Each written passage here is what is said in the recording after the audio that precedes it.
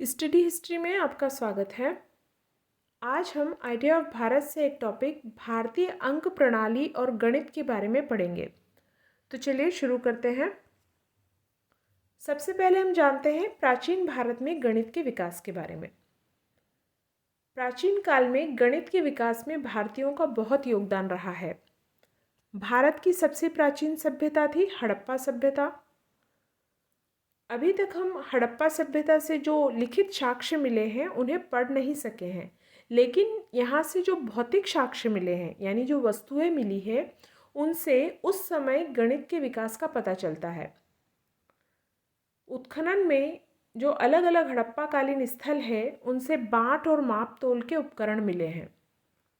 उस समय उपयोग में लाए जाने वाले बाँट घनाकार थे यानी क्यूब के शेप के थे और उनका 16 के गुणज में उपयोग किया जाता था। गुणज यानी मल्टीपल्स। आधुनिक काल में भी हम देखते हैं कि भारत में मापन में 16 के गुणज का प्रयोग होता रहा है। जैसे 1 रुपये में 16 आना होते हैं, 16 छटाक का एक सेर होता है। एक सेर यानी लगभग 933 ग्राम के करीब, यानी 1 किलोग्राम से थोड़ा सा कम। ये वजन मापने के लिए इस इकाई का प्रयोग होता था। हम देखते हैं कि कहावतों में शुद्धता के लिए 16 आना खरा शब्द का प्रयोग किया जाता है। हड़प्पा सभ्यता के दौरान लंबाई के मापन के लिए स्केल का प्रयोग किया जाता था और जो निर्माण कार्य हमें उस समय मिले हैं उसमें जिन ईंटों का प्रयोग किया गया उनका भी मानकीकरण किया गया था, यानी एक निश्चित आकार की ईंटों का प्रयोग हुआ था। उस समय की जो मुहरें मिली है उनका भी मानकीकरण देखने को मिलता है। एक निश्चित आकार की मुहरें बनाई जाती थी। तो ये सारी जो भौतिक वस्तुएं हैं उनसे हमें ये पता चलता है कि उस समय गणित का विकास हो चुका था, क्योंकि गणित के विकास के बिना ये सब संभव नहीं था। इसके बाद आता है वैदिक काल। वैदिक काल में हमें गणित के विकास के प्रमाण मिलते हैं। गणित शब्द का प्रथम प्रयोग लब्ध मुनि की कृति वेदांग ज्योतिष में मिलता है।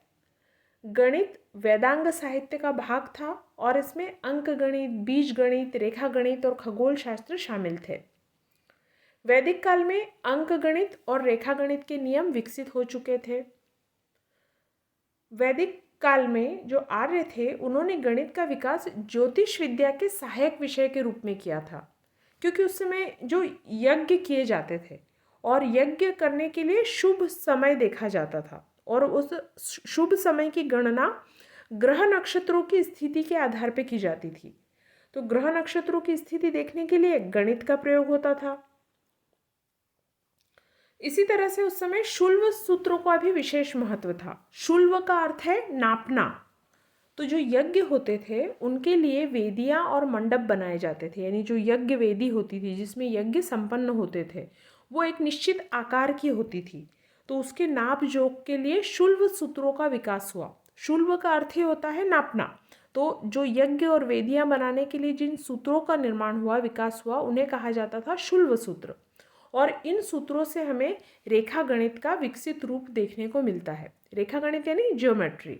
तो रेखा गणित के विकास यज्ञों की वेदियां और मंडप बनाने के लिए हुआ था। यजुर्वेद, विष्णु पुराण और प्रथम शताब्दी ईस्वी का एक जैन ग्रंथ है अनुयोग द्वार सूत्र। इनमें हमें गणितीय सूत्र और संख्याओं का उल्लेख मिलता है। दूसरी शताब्दी ईसा पूर्व में भारतीयों के द्वारा शून्य का प्रयोग मिलता है। भारतीय शून्य को एक अलग अंक मानते थे और इसे अंक गणित में उपयोग में लाते थे। गणित में शून्य की उत्पत्ति का स्पष्ट प्रमाण हमें भारत की एक प्राचीन पांडुलिपि से मिलता है, जिसे कहा जाता है बख्शाली पांडुलिपि। ये बख्शाल नामक गांव से मिली है, जो कि प्राचीन तक्षशिला के पास में, जो वर्तमान में पाकिस्तान में पड़ता है, वहाँ पर ये गांव स्थित है जहाँ से ये पांडुलिपि मिली है। और इसमें शून्य के लिए एक निश्चित प्रतीक चिन्ह का साक्ष्य मिला है। भारतीयों को दशमलव पद्धति का भी ज्ञान था। आज उपयोग में लाई जाने वाली दशमलव प्रणाली के प्रयोग के साक्ष्य हमें 5वीं शताब्दी में मिलते हैं, कि 5वीं शताब्दी में लिखित साक्ष्य हमें प्राप्त होते हैं दशमलव प्रणाली के प्रयोग के। भारतीय अंक गणित के बारे में हमें अलबरूनी के वर्णन से भी काफ़ी जानकारी मिलती है।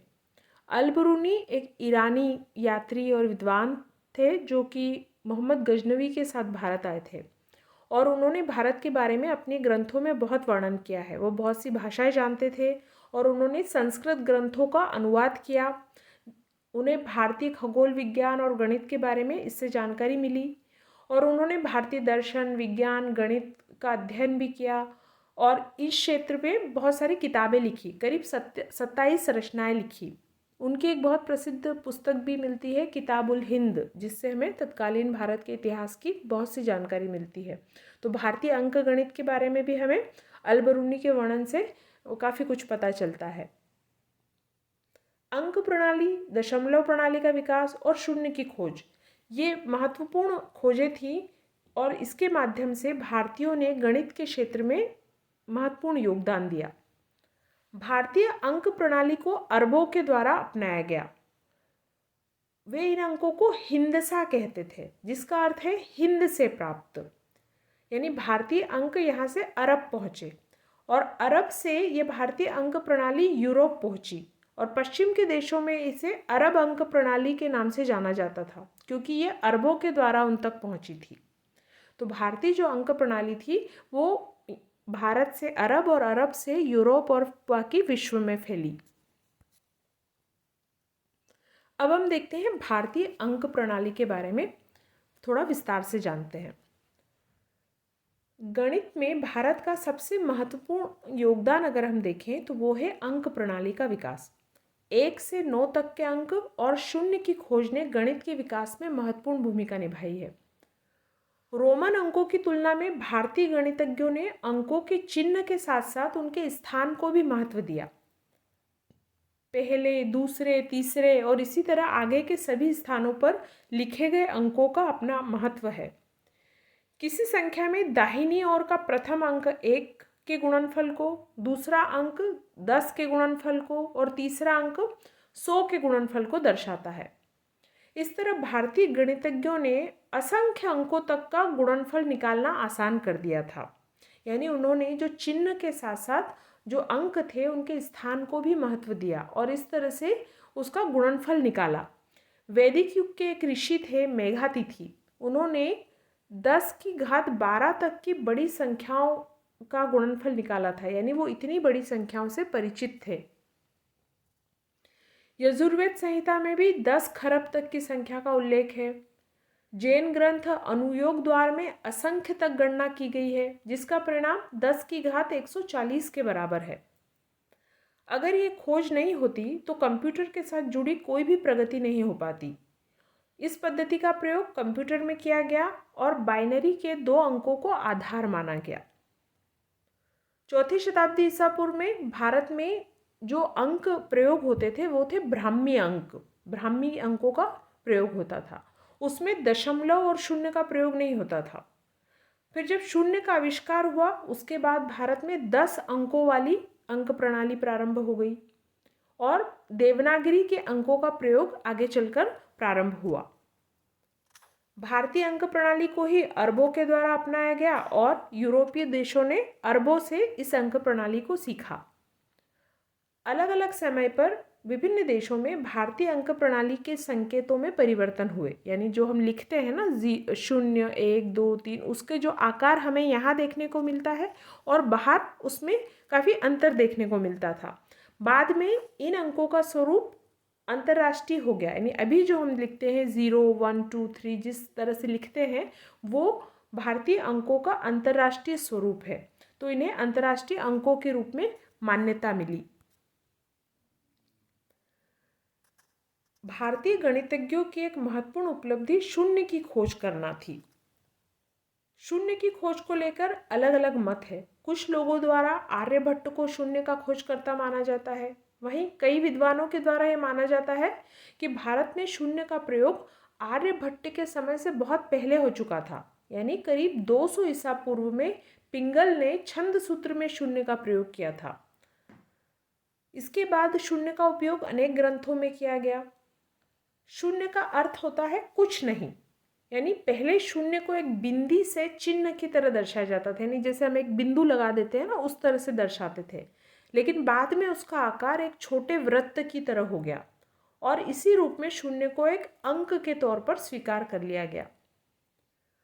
भारतीयों ने शून्य अंक का केवल आविष्कार ही नहीं किया, बल्कि उसके आधार पर एक पूरी पद्धति का निर्माण किया। ब्रह्मगुप्त पहले भारतीय गणितज्ञ थे जिन्होंने शून्य को प्रयोग में लाने के नियम बनाए।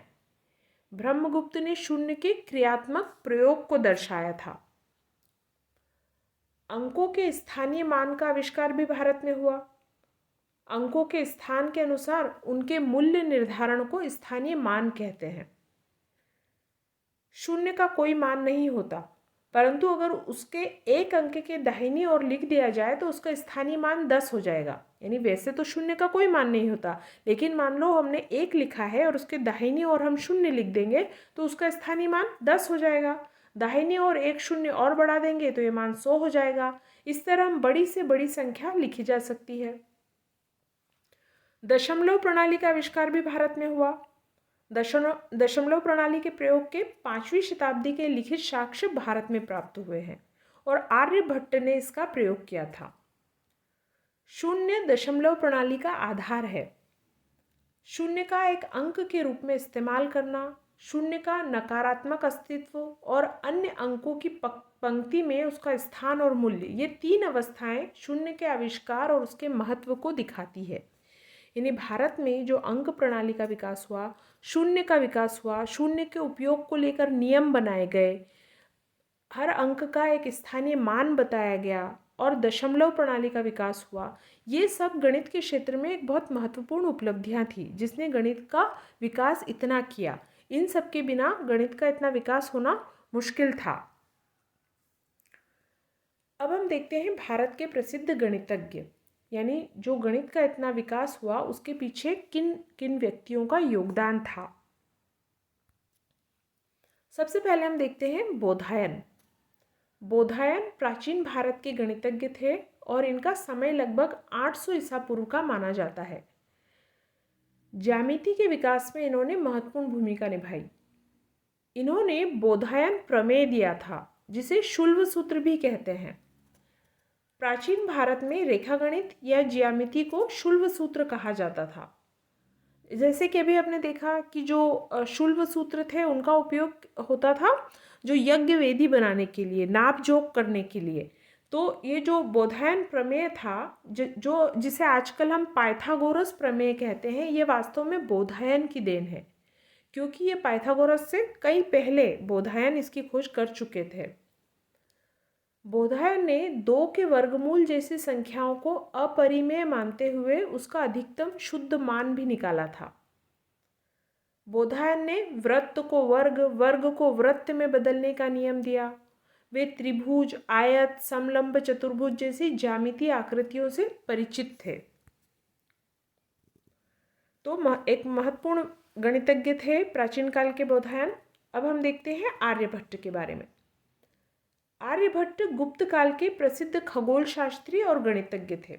अच्छा देखिए, भारत के जो ये गणितज्ञ हैं ना, ये खगोल शास्त्री भी थे। यानी चूंकि गणित का विकास ही एक ज्योतिष शास्त्र के सहायक विषय के रूप में हुआ था, जिसमें वो खगोल विज्ञान यानी ग्रह नक्षत्रों की दशा और ये सब देखते थे। तो ये गणितज्ञ भी थे और खगोल शास्त्री भी थे। आर्यभट्ट भी एक प्रसिद्ध खगोल शास्त्री और गणितज्ञ थे। इन्होंने एक प्रसिद्ध ज्योतिष ग्रंथ लिखा था आर्यभट्टीय। इसमें वर्गमूल, घनमूल, समांतर श्रेणी और अलग अलग समीकरणों का वर्णन किया है इन्होंने। इनकी इस पुस्तक में वृत्त, त्रिभुज, चतुर्भुज और ठोस पदार्थों के प्रमुख गुणों का उल्लेख किया गया है। इन्होंने अंक गणित, बीज गणित, ज्यामिति और त्रिकोणमिति के सिद्धांत दिए। गणित में दशमलव पद्धति का खोजकर्ता आर्यभट्ट को माना जाता है। आर्यभट्ट को शून्य की खोज का श्रेय भी दिया जाता है, पर कुछ विद्वानों का मानना है कि शून्य की खोज आर्यभट्ट से पहले 200 ईसा पूर्व में हो चुकी थी। आर्यभट्ट ने परिधि और व्यास के अनुपात यानी पाई का सही सही मान निकाला था।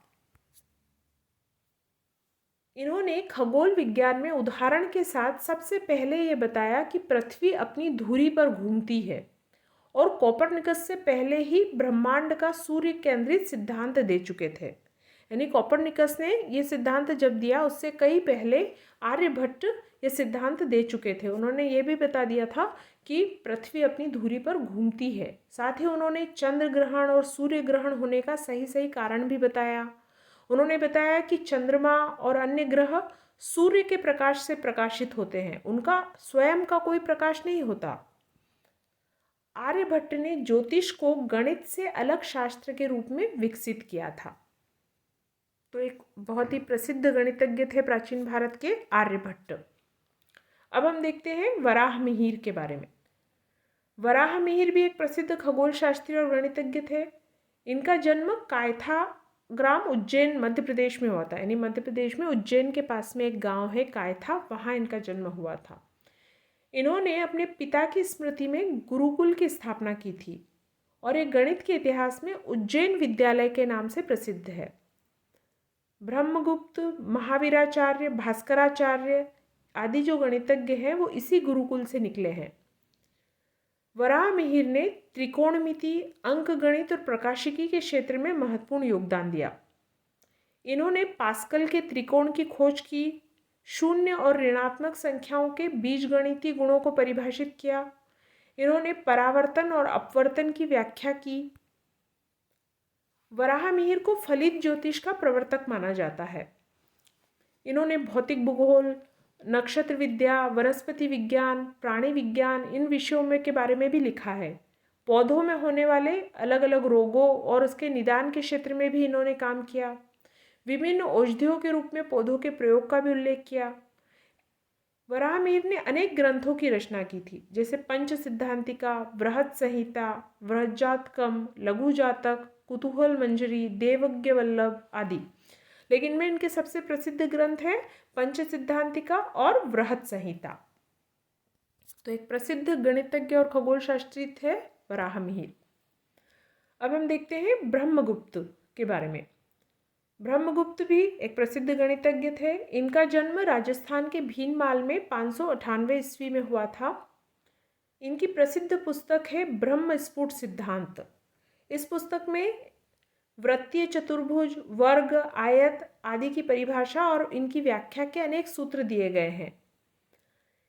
इसके जो 24 अध्याय हैं उसमें से 22 अध्याय ज्योतिष से संबंधित है। इनकी एक और रचना है खंड खाद्यक।